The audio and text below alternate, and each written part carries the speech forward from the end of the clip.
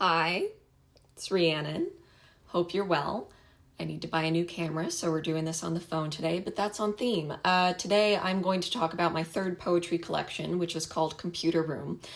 Actually, I'm not going to talk about it. Me from 2 years ago is going to talk about it because in 2020, I was working on my honors thesis for UCLA when the coronavirus happened and we couldn't give our presentations in person.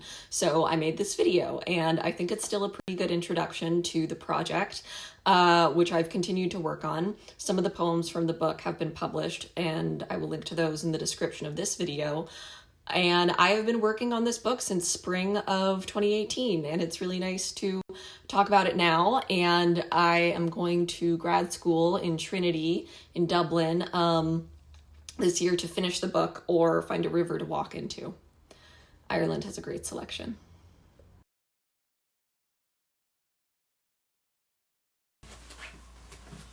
Hello, I'm Rhiannon. And today I will be presenting my senior honors thesis for the English department under the advisory of Professor Daniel Snelson. This is the wrong PowerPoint. Oh. Computer Room is a poetry collection with accompanying multimedia art pieces.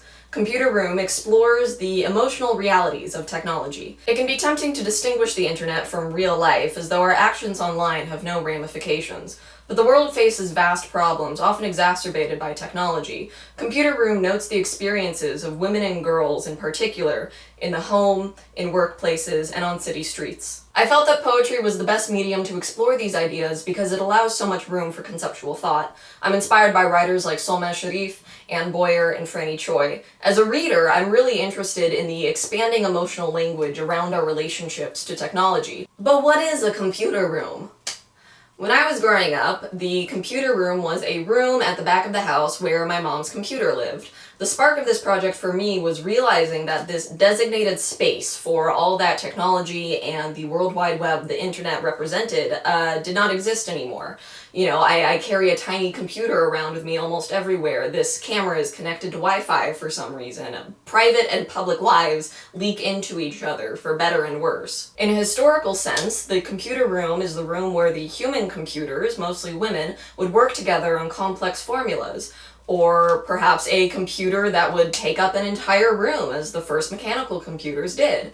Knowing the electrochemical processes of the brain, it could be said that the skull is a computer room, running constant calculations to stay alive. To gesture towards these different definitions, 4 poems bear the title Computer Room in this edition of the project. And this is the physical copy. I designed and published a chapbook to house the 27 poems. The cover is inspired by blueprints and the face of the iMac G3. I use the language of the internet at a few levels in the chapbook. There are found text poems of clickbait article headlines, or Google Translate mistranslations, or even my own alphabetized hate mail. Of course, the majority of the work in Computer Room is wholly original.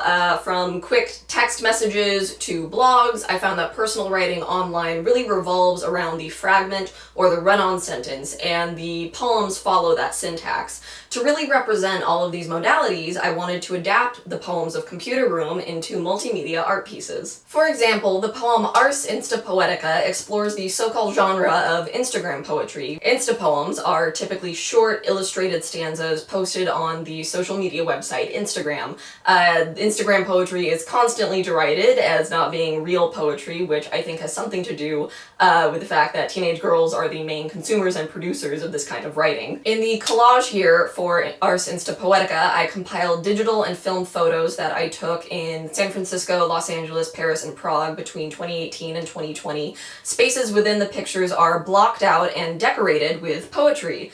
Here, the poem can add to beautiful architecture as much as the poem can repair a sidewalk or replace real estate signs for unaffordable housing. To imagine a city safe for the creative and physical movement of teenage girls, stanzas from the poem become part of the infrastructure. For my discussions of technology, I wanted to be really clear about new and old problems. What are the analog problems that new technology catalyzes, and what issues spring fresh from a digital environment? The poem Silicon Valley grapples with how consumerist definitions of words have become more prevalent, and imagines a reality where these are the only definitions left.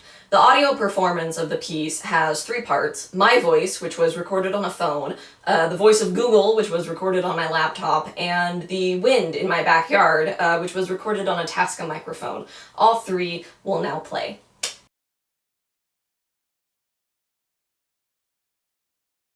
Okay, and this final piece, my favorite, really expands on the fragment. This is the supercut video for the poem Foreign Correspondent. It was filmed on an iPhone and a digital camcorder across summer 2017 and summer 2019 in Paris. Commence!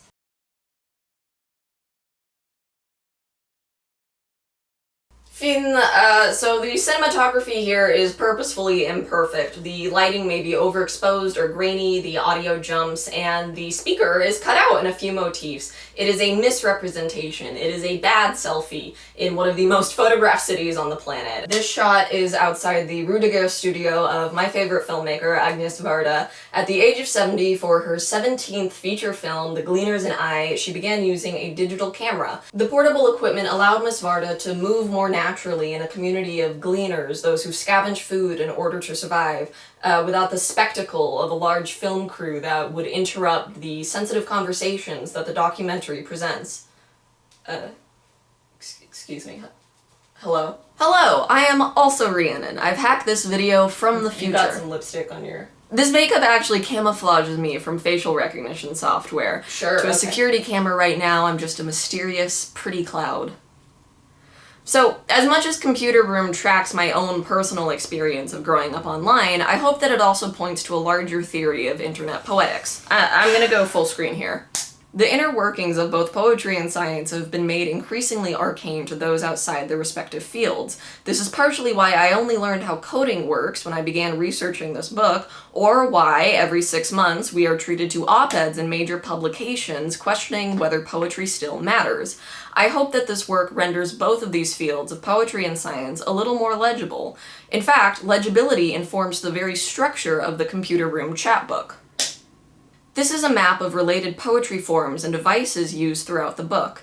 An early poem will introduce a form, such as a sonnet or a villanelle, and will cue closely to its established parameters so that a reader can recognize that form's shadow in a later piece. The same logic applies for content. The ideas presented in the poems become more complex as the chapbook continues, guiding a reader with just enough information to move forward. This ultimately crystallizes into what I'm calling sci-fi pinko poetics. Sci-fi because accurately describing the world sounds like science fiction, but also because speculation is key to activism. When safety systems fail, or fail to exist in the first place, how can we imagine and enact a better world? And then pinko, as in a bright social existence. Under these conditions, why not be pink? A happy rose among a garden.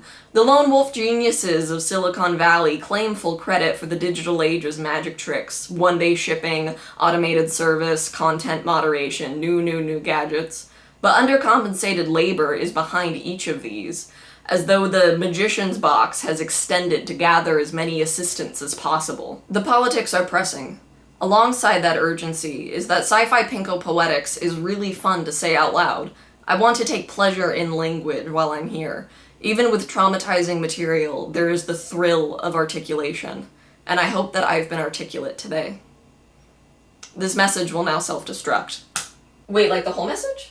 Okay, in conclusion, I'm continuing to write poems and adapt them into multimedia pieces for this project.